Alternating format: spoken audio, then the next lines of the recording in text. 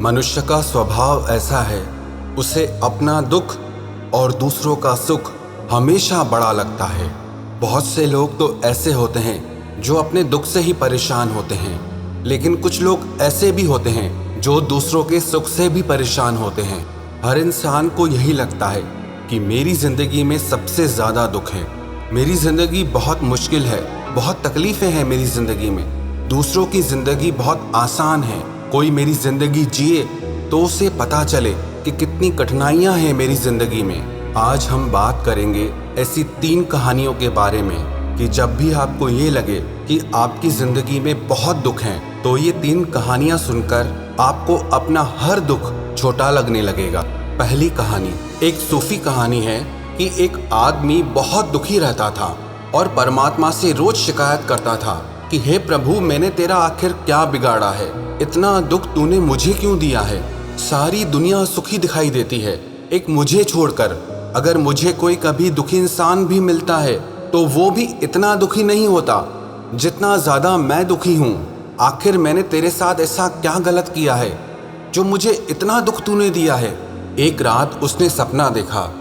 सपने में देखा कि आकाश से परमात्मा बोल रहे हैं कि आज तेरे दुखों की बदलाहट कर देते हैं।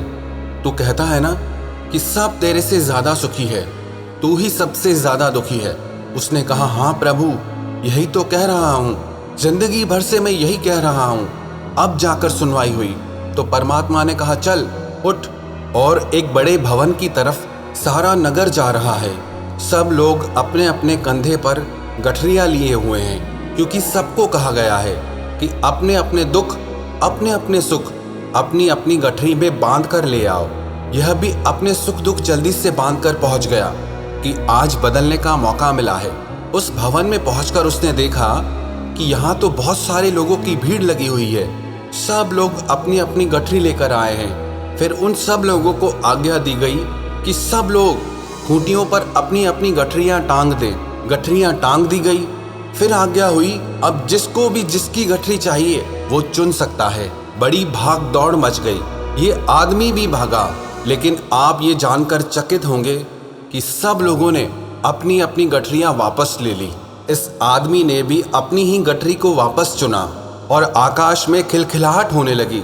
तो परमात्मा ने उस व्यक्ति से कहा, क्यों तूने अपनी ही गठरी को वापस क्यों चुना? तू ही तो बदलना चाहता था ना अपने दुखों को किसी और के साथ। तो उसने कहा कि जब मैंने दूसरों की गठरियाँ देखी तो अपनी ही गठरी मुझे छोटी मालूम पड़ी और सबके दुखों की गठरियाँ मुझसे बहुत ज़्यादा बड़ी थी। और फिर मैं अपने दुख से कम परिचित तो हूँ, जानता तो हूँ। अब दूसरे के दुख के बारे में तो मुझे कुछ पता भी नहीं है, और इस बुढ़ापे में किसी और का दुख लेकर मैं कहीं बड़ी मुसीबत में न फंस जाऊँ। अपने दुख तो जाने माने थे, लेकिन दूसरों के दुख कभी देखे ही नहीं थे। ये कहानी हमारी ही ज़िंदगी से जुड़ी है और हमें शिक्षा देती है। हम हमेशा ये देखते रहते हैं कि हमें क्या नहीं मिला है, जो लोगों को मिला है, लेकिन हम कभी ये नहीं देखते कि जो हमको मिला है वो कितनों को मिला है। हम तो छोटे छोटे दुखों से भी हार जाते हैं। ऐसे भी दुनिया में लाखों करोड़ों लोग हैं जो हम जैसी ज़िंदगी पाने के लिए तरसते रहते हैं। जो हमें नहीं मिला है उसकी शिकायतें छोड़कर जो हमें मिला है, अगर उसके लिए धन्यवाद देना शुरू कर दें तो हमारी ज़िंदगी ही खुशियों से भर जाएगी। और दूसरी कहानी, एक व्यक्ति बहुत गरीब था। गर्मी के दिन थे और उसको पहनने के लिए पैरों में चप्पल भी नहीं थी। मार्ग से गुजर रहा था, गर्मी में उसके पैर जल रहे थे और परमात्मा से शिकायत करने लगा कि कितने लोग बड़ी बड़ी गाड़ियों में गुजर रहे हैं, कितने सुख में जी रहे हैं, लेकिन परमात्मा तूने मेरे साथ कितना अन्याय किया है। मेरे पैरों में पहनने के लिए चप्पल तक नहीं है, नंगे पैर में इतनी गर्मी में इतनी धूप में घूम रहा हूँ। वो मन ही मन अभी ऐसा सोच ही रहा था, तभी उसकी नज़र एक ऐसे व्यक्ति पर गई जिसके पैर ही नहीं थे, जो कड़कड़ाती धूप में भी अपने हाथों से ज़मीन पर घिसट घिसट के चल रहा था। जब उस व्यक्ति की नज़र बिना पैरों वाले व्यक्ति पर गई तो वो मन ही मन परमात्मा को धन्यवाद देने लगा कि हे परमात्मा, तेरा लाख लाख शुक्र है, तूने कम से कम मुझे पैर तो दिए हैं। मैं मेहनत करके कमा सकता हूँ और अपने पैरों के लिए नई चप्पल खरीद सकता हूँ, लेकिन ये पैर मैं कभी नहीं खरीद सकता। ये कहानी भी हमें वही शिक्षा देती है।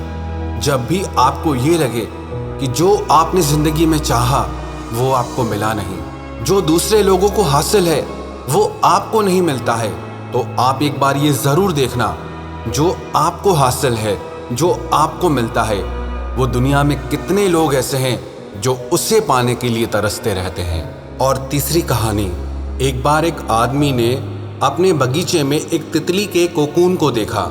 वो उसे ध्यान से देखने लगा। उसने नोटिस किया कि उस कोकून में एक छोटा सा छेद बना हुआ है और एक छोटी तितली उस छेद से बाहर निकलने की बहुत कोशिश कर रही थी। पर बहुत देर तक कोशिश करने के बाद भी जब वो उस छेद से बाहर नहीं निकल पाई, फिर वो शांत सी हो गई।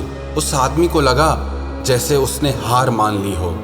इसीलिए उस आदमी ने उस तितली की मदद करने के लिए एक कैंची उठाई और कोकून की छेद को बड़ा कर दिया, जिससे तितली आसानी से बाहर आ पाए। और यही हुआ, तितली बिना किसी संघर्ष के आसानी से बाहर आ गई, लेकिन उसका शरीर सूजा हुआ था और पंख सूखे हुए थे। उस आदमी को लगा कि वो तितली अपने पंख फैलाकर उड़ने लगेगी, पर ऐसा कुछ भी नहीं हुआ, बल्कि कुछ समय बाद ही वो तितली मर गई। उस आदमी ने एक बुजुर्ग व्यक्ति को अपनी सारी बात बताई, तो उस बुजुर्ग ने बताया, असल में कोकून से निकलने की जो प्रक्रिया है उसको प्रकृति ने इतना कठिन इसीलिए बनाया है, जिससे ऐसा करने से तितली के शरीर में मौजूद तरल पदार्थ उसके पंखों में पहुंच सके और वो छेद से बाहर निकलते ही उड़ जाए और जिंदा रह सके। लेकिन तुमने उसकी मदद करके उसकी सामान्य प्रक्रिया को तोड़ दिया, जिसके कारण उसकी मौत हो गई। ये कहानी हमें शिक्षा देती है, कभी कभी हमारी जिंदगी में संघर्ष ही हमें मजबूत बनाते हैं, जिससे हम आगे बढ़ सकें।